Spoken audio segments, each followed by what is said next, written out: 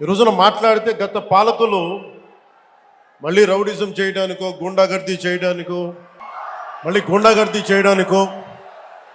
Rowdyism చేయడానికో అలాంటి భావన మళ్ళీ ఉంది.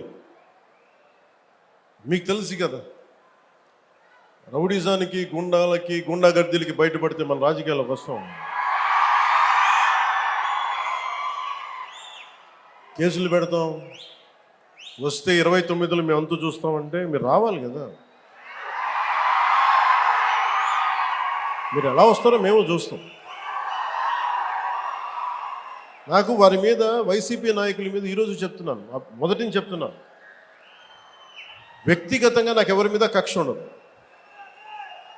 మనస్ఫూర్తిగా నా గుండెల మీద ఆత్మసాక్షిగా చెప్తాను, నాకు ఎవరి మీద కోపం ఉండదు. కానీ మీరు సగటు మనిషిలో, ఈ దేశంలో ఉన్న సగటు మనిషికి, సగటు మధ్యతరగతి మనిషికి, సగటు రైతుకి, సగటు యువకుడికి, సగటు యువతకి మీరు కనుక భయభ్రాంతుల్ని క్రియేట్ చేస్తే దాన్ని ఎదుర్కొనే కదా ఇక్కడ దాకా వచ్చాం.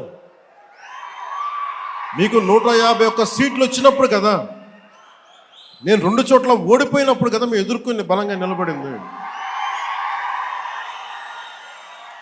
అంటే గుండెల్లో ఎంత దమ్ము ఉండాలి, రక్తంలో ఎంత వేడి ఉండాలి మీలాంటి వాళ్ళు తట్టుకోవాలంటే. నాకు తెలిసిన సినిమాల నుంచి వచ్చినవాడిని, సినిమాలో డైలాగులు చెప్పను నేను. కుత్తుకలు కోసేస్తాం, మిడకాయలు కోసేస్తాం అంటే కోయడానికి మేమేమన్నా చొక్కా ఇప్పి చూపిస్తామా?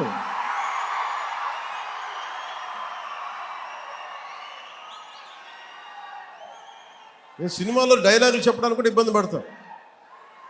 సింహం గడ్డం గీసుకుంది, మేము గడ్డం గీసుకోలేదు. ఈ సరదాగా ఉంటాయి మిమ్మల్ని చీరప్ చేయడానికో సరదాగా చేయడానికి. నిజంగా గడ్డం గీసుకుంటే ఎంత దరిద్రంగా ఉంటుంది చూడండి, ఆలోచించండి. స్నానం చేయకుండా, మట్టి కొట్టుకుంటా. అంటే ఇవన్నీ ఏంటంటే సినిమాల్లో చెప్పిన డైలాగులు.